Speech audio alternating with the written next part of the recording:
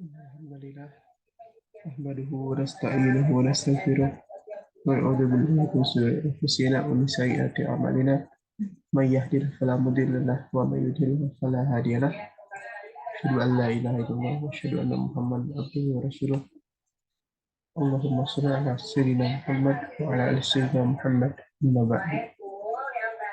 Pertama-tama marilah kita panjatkan puji dan syukur kehadirat Allah Subhanahu wa taala karena dengan rahmat dan ridhonya kita dapat berjumpa kembali pada layar laptop. Lalu salawat dan salam marilah kita panjatkan dan curahkan kehadirat Nabi Agung Nabi Muhammad Sallallahu Alaihi Wasallam kepada keluarganya, kepada pengikutnya hingga kita selaku umatnya hingga akhir zaman. Amin ya Allah.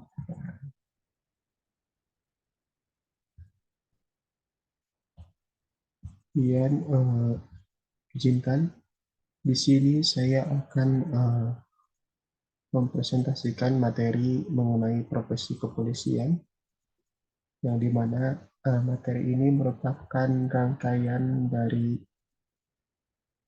tugas akhir mata kuliah etika profesi hukum. Oke, langsung saja ke materinya, profesi kepolisian.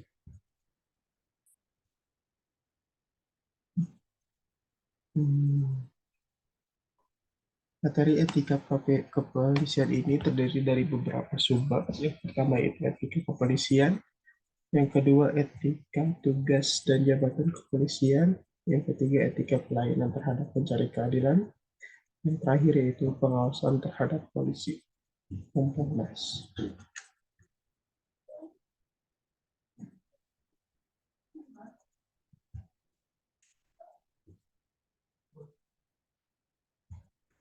Langsung saja kepada etika kepolisian. Etika kepolisian adalah sistem nilai atau sebagaimana nilai atau norma-norma moral yang menjadi pedoman bagi kepolisian untuk bersikap dan bertindak. Dalam Peraturan Kepala Kepolisian Negara Republik Indonesia Nomor 14 Tahun 2011 tentang Kode Etik Profesi Kepolisian Negara Republik Indonesia disebutkan tentang etika kepolisian dalam kewajiban diantaranya yang pertama yaitu etika kenegaraan pasal 6, yang kedua etika kelembagaan pasal 7-9, yang ketiga etika kemasyarakatan, dan 10 yang dari yang terakhir yaitu etika kepribadian pasal 11.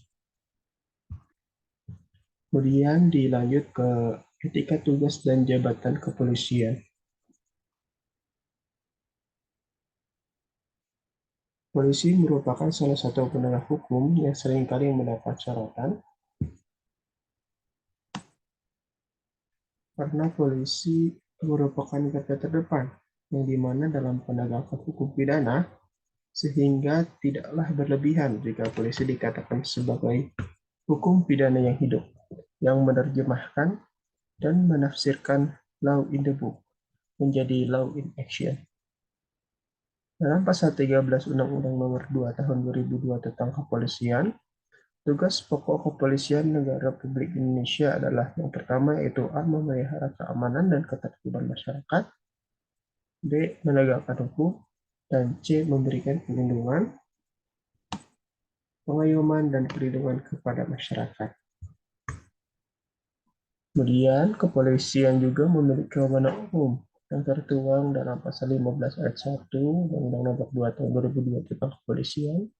Di antaranya secara umum berwenang yang pertama yaitu menerima laporan dan atau pengaduan, yang membantu menyelesaikan perselisihan warga masyarakat yang dapat mengganggu ketertiban umum, yang C. mencegah dan menanggulangi tumbuhnya penyakit di masyarakat, D. mengawasi aliran yang dapat menimbulkan perpecahan atau mengancam persatuan dan kesatuan bangsa, E. mengeluarkan peraturan kepolisian dalam bentuk kewenangan administratif kepolisian, F. melaksanakan pemeriksaan khusus sebagai bagian dari tindakan kepolisian dalam rangka pencegahan, G. melakukan tindakan pertama di tempat kejadian, H. mengambil sidik jari dan identitas lainnya serta memotret seseorang, F. mencari keterangan dan barang bukti, J.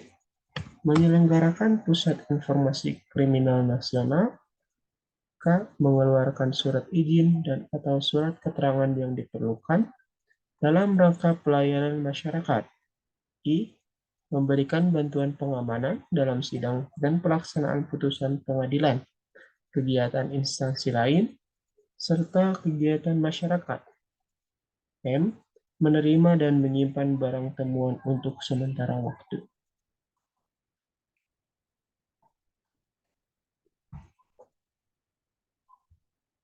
Kemudian yang selanjutnya yaitu etika pelayanan terhadap pencari keadilan. Dalam meningkatkan pelayanan hukum kepada masyarakat, kepolisian harus memberikan pelayanan prima yang tercermin dari A. Transparansi, semua hasil dari penguatan institusi, terobosan kreatif, peningkatan integritas, bertujuan untuk meningkatkan pelayanan publik kepada masyarakat, sehingga semua pengerjaannya diawasi langsung oleh masyarakat. B. Akuntabilitas, dapat dipertanggungjawabkan sesuai dengan ketentuan peraturan perundang-undangan. C. Kondisional. D.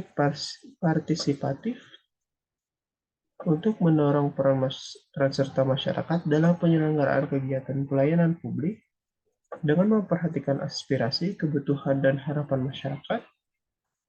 E. Kesamaan hak, tidak diskriminatif dalam arti tidak membedakan suku, ras, agama, golongan gender, dan status ekonomi. F. Keseimbangan hak dan kewajiban pelayanan yang mempertimbangkan aspek keadilan antara memberi dan penerima pelayanan publik. Kemudian, pengawasan polisi atau Kompolnas. Untuk mengawasi kinerja kepolisian, pemerintah membentuk Komisi Kepolisian Nasional atau Kompolnas pada tahun 2006 melalui Perpres RI nomor 17 tahun 2005. Wewenang Kompolnas antara lain yang pertama yaitu mengumpulkan dan menganalisis data sebagai bahan pemberian saran kepada Presiden yang berkaitan dengan anggaran, pengembangan sumber daya manusia, dan pengembangan sarana dan prasarana Polri. Yang kedua, memberikan saran profesional dan mandiri. Yang ketiga, menerima saran dan keluhan dari masyarakat mengenai kinerja kepolisian dan menyampaikannya kepada Presiden. Mungkin sekian presentasi dari saya. Mohon maaf apabila terdapat salah kata atau salah penyampaian. Terima kasih. Wassalamualaikum warahmatullahi wabarakatuh.